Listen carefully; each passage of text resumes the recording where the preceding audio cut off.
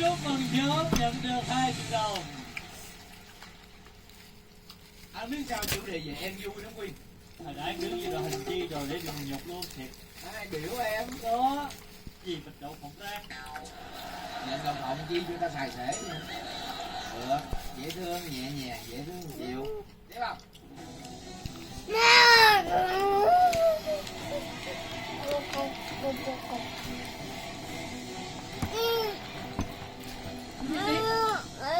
Để đợi em đi tiếp. Thời gian 60 giây. Cô ơi, Bắt đầu. cô ơi, hôm nay cô dạy các con gì vậy cô? Cô dạy các con học múa, phúc lộc đều và thật đẹp. Dạ.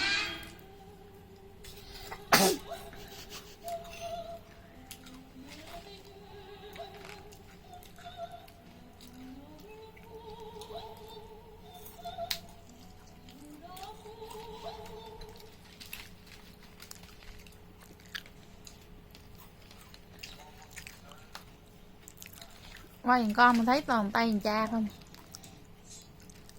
Anh ăn mấy cái hư à?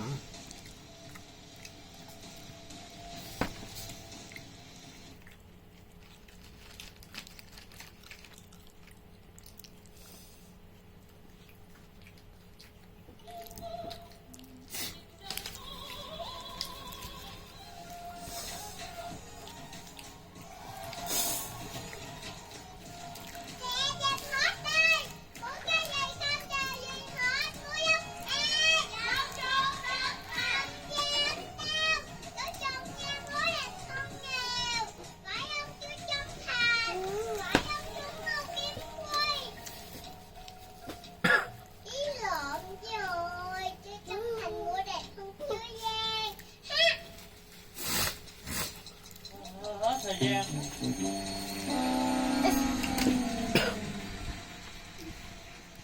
Bất thiên phân liệt. Hôm nay các cháu đến đây vui vẻ sướng dày tặng cho bịch đậu phộng. Như vậy là quý lắm rồi. Tình cảm nó biết nói gì hơn. Đừng coi game và gửi vào chiếc bản này. Cảm ơn con, các chị ạ.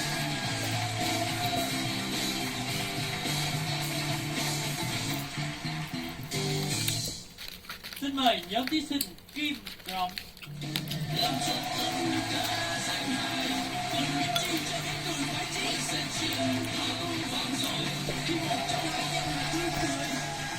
Đồ.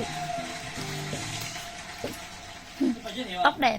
Em xin giới thiệu là em tên là Lý Trung Trọng ở tỉnh Trà Vinh. Hiện tại em là một YouTuber. Em rất là thích hài hước. Kênh của em là làm về hài hước. Cho nên em cũng đến đây để muốn học hỏi và gặp được thầy của em là Từ Giang, bạn Đến Thành. Cái kênh Hải mình tên là gì? Dạ Thắng Lầy Vlog. Anh Lệ Vlog là bạn của Phương Dừa đúng không? Dạ dạ. Thầy Phương Dừa cũng làm YouTube. Dạ dạ. À. Còn mấy anh em mình làm gì? Cũng YouTuber luôn. À là Trung Quốc luôn hả? Dạ dạ. Với một tem. Với một tem. Em là Khánh Ma, đây là Khánh Cà Gem, còn đó là Khánh Vlog. Hà Mã Vlog. À, Hà Mã Vlog. Còn đây là Thánh Lầy chung phim với nhau. Dạ. Là kênh mình bao nhiêu view rồi? Dạ kênh em được hơn 720.000 người đăng ký. Là có Phương Dừa hay nhiều hơn Phương Dừa? Dạ đó. Chà, Phương Dừa nhiều lắm đó nghe. Giờ ghê quá vậy. Không vừa cái triệu mấy lần. Nhiều mấy lần hả? Dạ. Ghê thì. Ở An Giang mà. Tôi không biết tụi con nhiều nữa. À, Thi. Dạ dạ. Nha. Dạ. Thi được là lấy cái này về up trên kênh YouTube mình luôn. Thôi bị không có quyền, không được. Vì YouTube không được ghi blog của video của người khác. Hay quá. À, rất là nghiêm túc. Hiểu. Dạ. Đấy, cái gì của mình là của mình. Dạ, Cái dạ. gì của người ta là mình giật, đúng không? Dạ, dạ.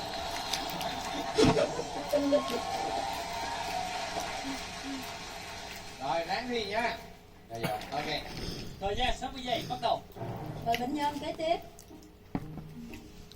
Bác sĩ ơi, bác sĩ, khám mắt em bác sĩ ơi. Bác sĩ, khám mắt. Cho mẹ ăn ghé. Cho mẹ ăn ghé. Anh bị gì vậy? Anh bị gì Này là bạn nội. Dạ anh hỏi chứ để. Chúc mừng bạn được 2 triệu đồng. Cho mẹ ăn ghé. Cho mẹ ăn ghé. Chiều, chiều. Rồi, tiếp không?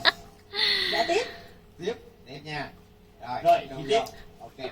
Thời gian 60 giây, bắt đầu. Alo mẹ hả? Hôm nay lần này giòn giòn ngon ngon thật thật. Cái số đây Một mình nó ăn gần hết. Không, bố nó phụ cũng một nùi trong đó. Thôi con có chừng ngày hả con? áo này. Ủa anh mua tải ra cà rốt chưa? Lạnh bóp, rồi người ta phải kiểm Còn có 2 cái à. Hôm qua em hỏi anh mà anh không chịu mua. Năm xị